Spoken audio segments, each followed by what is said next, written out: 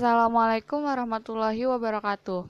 Kami dari kelompok 1 akan mempresentasikan tentang temper tantrum anak usia dini. Pengertian temper tantrum. Menurut Harlock tahun 1998, temper tantrum adalah ledakan amarah yang kuat, ketakutan yang hebat dan iri hati yang tidak masuk akal. Hal ini tampak mencolok pada anak-anak usia 2,5 sampai 3,5 tahun dan 5,5 sampai 6,5 tahun. Ledakan amarah ini mencapai puncaknya antara usia 2 tahun dan 4 tahun. Setelah itu, amarah berlangsung tidak terlampau lama. Selanjutnya, menurut Dr. Hendriani Selina Noto Sugondo, SPA Mars, temper tantrum adalah segala bentuk perilaku rewel seperti menjerit-jerit, memukul-mukul tembok, atau bahkan memukul dirinya sendiri, menghempaskan kaki ke lantai, atau menangis histeris, termasuk tidak mau makan. Biasanya kejadian ini hanya berlangsung 30 detik sampai dengan 2 menit. Sedangkan menurut Tendri, tahun 2010, temper tantrum merupakan episode dari kemarahan dan frustasi yang sangat ekstrim, yang tampak seperti kehilangan kendali, yang dicirikan oleh perilaku menangis, berteriak, dan gerakan tubuh yang kasar atau agresif. Contohnya seperti membuang barang, berguling di lantai, membenturkan kepala, dan menghentakkan kaki ke lantai.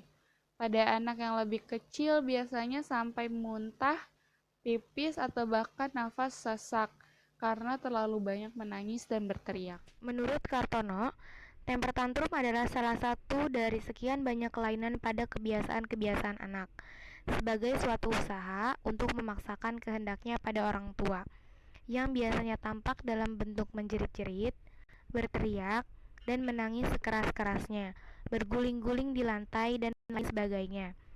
Kalau menurut Hamas menjelaskan bahwa tantrum atau mengamuk itu merupakan ledakan emosi yang kuat yang terjadi ketika anak merasa lepas kendali. Tantrum adalah demonstrasi praktis dari apa yang dirasakan oleh anak dalam dirinya, seperti kacau, bingung, dan berantakan. Selanjutnya yaitu ada penyebab tantrum.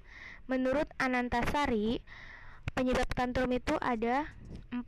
Yang pertama, keinginan mencari perhatian.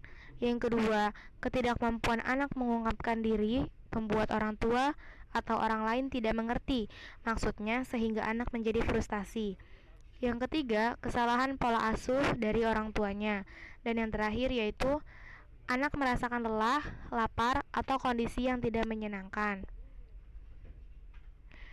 Penyebab tantrum selanjutnya menurut Kirana ada 4 pula. Yang pertama, faktor fisiologis, yaitu tadi lelah, lapar, ataupun sakit. Yang kedua, faktor psikologis, antara lain anak mengalami kegagalan dan orang tua yang selalu menuntut anak sesuai harapan orang tuanya. Yang ketiga, faktor orang tua, yakni pola asuh dan komunikasi. Dan yang terakhir yaitu faktor lingkungan, yaitu lingkungan keluarga dan lingkungan luar rumah. Selanjutnya yaitu menurut Tasimin 2002, yang pertama adanya kebutuhan anak yang tidak terpenuhi oleh orang tuanya, yang kedua pola asuh orang tua yang tidak konsisten, yang ketiga saat anak mengalami stres, perasaan tidak aman dan ketidaknyamanan juga dapat memicu terjadinya tantrum. Menurut Samsudin 2013, temper tantrum juga lebih mudah terjadi pada anak-anak yang dianggap sulit, dengan ciri-ciri yang pertama itu memiliki kebiasaan tidur, makan, buang air besar tidak teratur. Yang kedua, sulit menyesuaikan diri dengan situasi, makanan, dan orang-orang baru. Yang ketiga, lambat beradaptasi terhadap perubahan. Dan yang terakhir, sulit dialihkan perhatiannya. Selanjutnya, penanganan tantrum. Penanganan tantrum itu terbagi menjadi 3. Yang pertama itu sebelum terjadinya temper tantrum pada anak. Yang kedua pada saat anak mengalami temper tantrum. Yang ketiga setelah temper tantrum telah berlalu. Selanjutnya, penanganan tantrum. Sebelum terjadi temper tantrum pada anak, yang pertama yaitu orang tua atau guru harus mengenali emosi-emosi di dalam dirinya masing-masing terlebih dahulu. Semakin kita mahir mengenali emosi ini, semakin tenang menghadapi anak yang sedang emosi. Yang kedua, berikanlah contoh yang baik, karena kita akan dijadikan contoh oleh anak. Bila kita sedang marah, salurkanlah amarah secara tepat. Karena anak akan dengan mudah merekam setiap kejadian di sekitarnya, baik yang positif maupun yang negatif. Yang ketiga, anak akan menyesuaikan perilaku dengan perilaku kita. Jika kita terpancing ikut mengamuk, amukan anak akan lebih hebat. Keempat, berikanlah perhatian yang cukup. Anak membutuhkan orang tua atau guru untuk mengungkapkan apa yang ia rasakan dan pikirkan. Semakin banyak perhatian yang dia dapat, akan semakin banyak pemahaman akan dirinya. Semakin ia memahami dirinya, anak akan semakin bahagia. Yang kelima, cari penjaga anak bila kita akan menghadapi kesibukan yang tidak memungkinkan memberikan perhatian sebagaimana biasanya. Yang keenam, bawa buku cerita yang bergambar dan menarik, boneka, makanan yang kecil yang bergizi, dan lain-lain, jika akan berpergian dengannya. Yang terakhir, bernegosiasi dan berkompromi. Bicarakan apa yang akan dilakukan orang tua atau guru, libatkan atau ajak dia untuk membantu diskusikan satu solusi yang menyenangkan bagi anak dan orang tua ataupun guru. Selanjutnya, saya akan menjelaskan tentang penanganan tantrum. Pada saat anak mengalami temper tantrum, yang pertama, jangan memberinya perhatian. Yang kedua, berdiam diri, tenang, berjalan menjauhinya, tidak memberikan perhatian, memandangnya tanpa emosi, sampai anak siap untuk diajak berbicara. Yang ketiga, dengan memegangi dengan kuat tanpa mencederai agar ia merasa aman. Yang keempat, bersikap tegas tetapi lembut, dewasa, peduli, dan positif.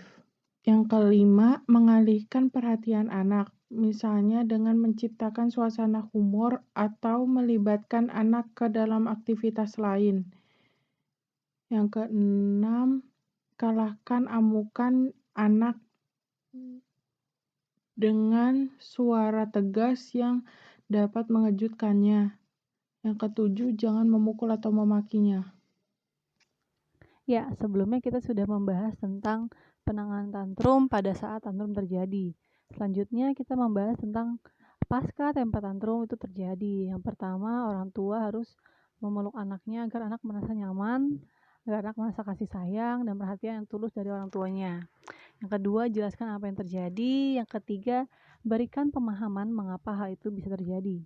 Yang keempat, katakan perilaku apa yang kita inginkan lain kali. Jadi mungkin bisa dibilang ini seperti kita memberikan pemahaman kepada anak bagaimana cara berkomunikasi yang baik atau cara menyampaikan informasi dengan baik. Selanjutnya, sadarkan anak bahwa amukan adalah cara komunikasi yang tidak dapat diterima. Ada cara lain untuk memberitahukan apa yang dia inginkan kepada orang tua atau guru. Jadi seperti yang saya bilang sebelumnya, mungkin bisa dengan cara kita anak mendekatkan diri kepada kita, atau kita mendekatkan diri kepada anak seperti dengan menyampaikan pendapat itu tidak harus dengan mengamuk, menangis, bisa juga dengan kita dekatkan diri dengan anak, lalu mengajak mereka mengobrol, bercanda, mungkin itu mungkin lebih baik jika dilakukan. Selanjutnya, ajari anak berlatih menguasai dan mengendalikan emosi. Bisa dengan cara bermain musik, melukis, bermain bola, atau permainan lain. Lewat permainan, anak juga belajar bagaimana cara menjadi sosok manusia yang sportif, jadi bersaing secara sehat. Dan jangan sekali-sekali anak diajarkan untuk berperilaku curang, karena jika masa-masa anak usia dini itu sangat bagus untuk kita menanamkan sifat-sifat yang memang positif. Jadi tidak terbawa sampai nanti ketika anak sudah dewasa. Berikut adalah daftar pusaka yang saya dan teman-teman saya gunakan untuk memaparkan materi tentang tantrum ini. Saya Razar Asdi mewakili rekan-rekan saya Fabiola, Nurul, Mutia, Pars, dan Sakina mengucapkan terima kasih. Semoga bermanfaat, kurang lebihnya mohon maaf. Wassalamualaikum warahmatullahi wabarakatuh.